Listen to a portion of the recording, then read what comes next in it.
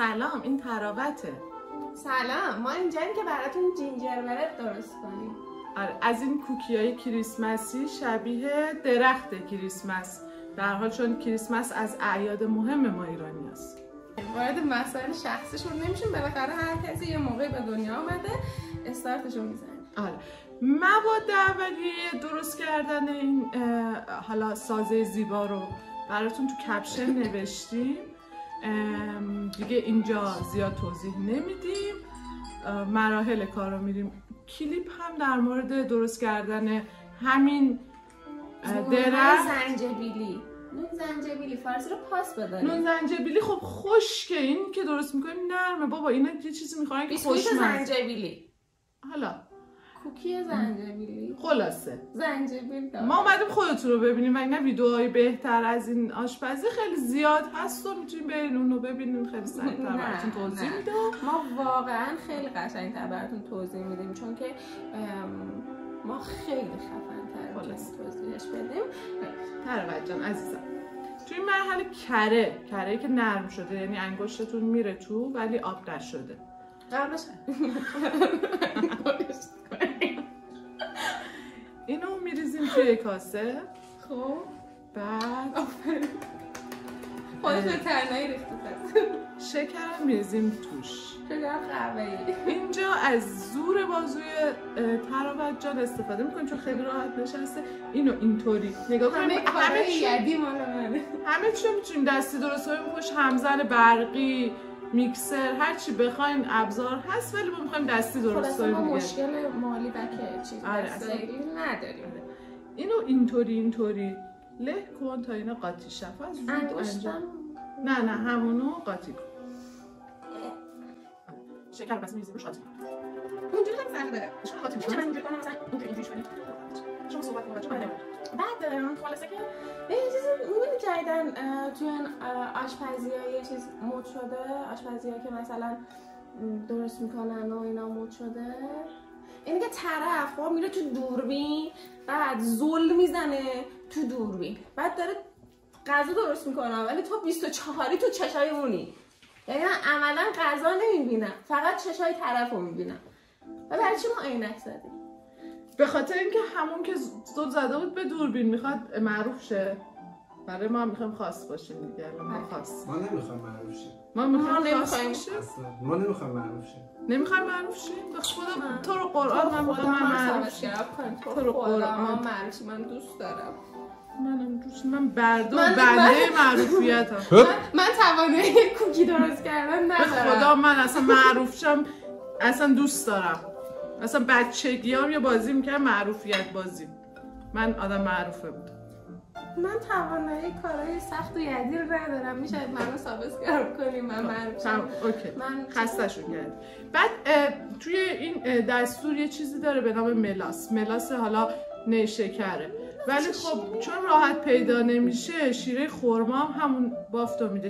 خب ولی این به هم زدنش حال میده، خیلی نرمه، شبیه کرنمه. آقا نکن، خوشم اومد دیگه. اسخای میکنم. اوکی تو هم بزن. فقط از اینجا به بعدش باید با این هم بزنی. بابا دیگه باشه این زشتون گیر میکنه، نمیزنم.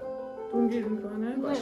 از اینجا بعد با همزن هم بزنیم دیگه. حالا خیلی خوب. می‌ذاریم. فعلا برای پشت صحنه میشه یه لیوان چای بدینم برام. تانک. اینو هم می‌زنیم با همزن دستی. آره. استاد چای الان وقتش نیست، بهتون میگم هر موقع وقتش بود. چه چای خفه؟ یکی باید کار کنه دیگه. 3 نفر چای دارن میخورن، یکی هم باید کار کنه. من چه میگم، من آدم کارهای سخت نیستم. من تواناییشو ندارم. بعد تخم مرغ داریم که توش وانیل ریختیم. تخم مرغ و وانیل قاطی شده. اینو میریزیم روی این مخلوطی که داشتیم. خیلی کارش خفنه، دمش گرم. بعد دوباره همش میزنیم. همش میزنیم. لذت حساس نشه، یه ذره جور درست کنید در میاد دیگه. اوکیه. مزهش خوبه که مزهش مهمه که چای رو ریختید. بابا من چای رو نخورم، چای گذاشتم رو میز. باش. آره چای میزمون هم لغ میزنه دیگه سابسکرایب کنیم ما یه میز دیگه هم میخریم چای رخت چای رخت دستمال کاغذی بچه پشت صحنه تمیز میشه برای خودت خلاصه اینه که هم زدیم حالا بعد بریم سمت مواد خشک مواد خشکمون آرده جوش شیرینه بیکینگ پودره یه کوچولو نمکه و ادویه‌اش که دارچین و زنجبیله و یه کوچولو میخک این دارچین و زنجبیل و اون حالا همه رو گفتیم میریزیم تو هم خیلی خوش خیلی خوشگله بعد این به این راحتی این میخکه بعد توجه این میخک و جوز هندی اینجوری میریزیم اون شما آسیابش کنید اگه نریزیم نمیشه مثلا من اگه از اینا نداشتم باید چیکار کنم الان من اگه تو خونمون از اینا نداشتم چیکار باید اصل اینه که من آسیاب شده شو نداشتم این اشتباهه چون تیکه تیکه توش میمونه شما حتما آسیاب شده شو بریزید اینا همینجوری میریزیم بهتر از ندانستن است بله یادگیری بهتر از ادبیات هم به همون منوال است خلاصه مواد خشک رو میریزیم رو هم میزنیم انگلیسی هم دیدم اصلا کلا زبان اشارم بهتر آره خیلی هم خوبم خیلی خوب صحبت میکنم خیلی قشنگ صحبت میکنم 4 تا جوک بگو مگه من ملیجکم دارم ریلکس میکنم جینجر بردم برسه اصلا ملیجک یعنی چی؟ یعنی ملیجک ببین در دورانهای قدیم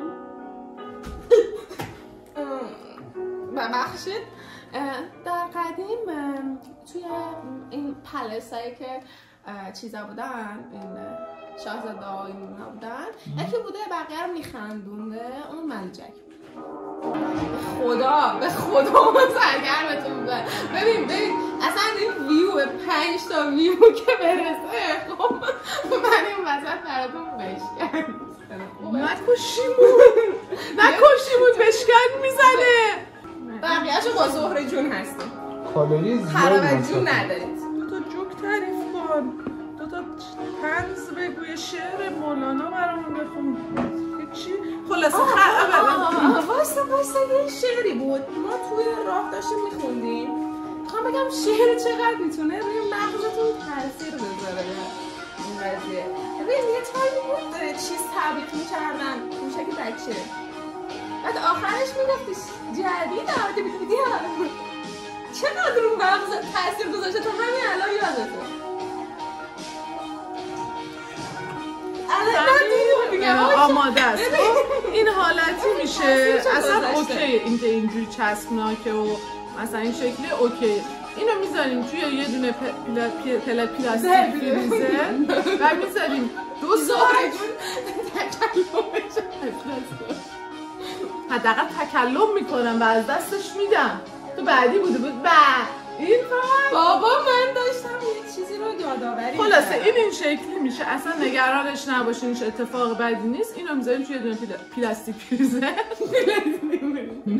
یه خمیر این شکلیه وقتی میگیرید دستتون این شکلیه بعد اینو که گذاشتین تو پلاستیک فریزر یکم صافش میکنین بعدن کارتون راحت تر میشه و اینجوری میبندید بعد اینجوری آره دیگه خودتون انجام بدید همه کارا رو میذاریم 2 ساعت انجام بدید دیگه 2 ساعت تا یه شب توی یخچال بمونه ما میریم اینو بذاریم که 2 ساعت تا یه شب توی یخچال 2 ساعت از یک شب یا 2 ساعت تا یک شب 2 ساعت الی یک شب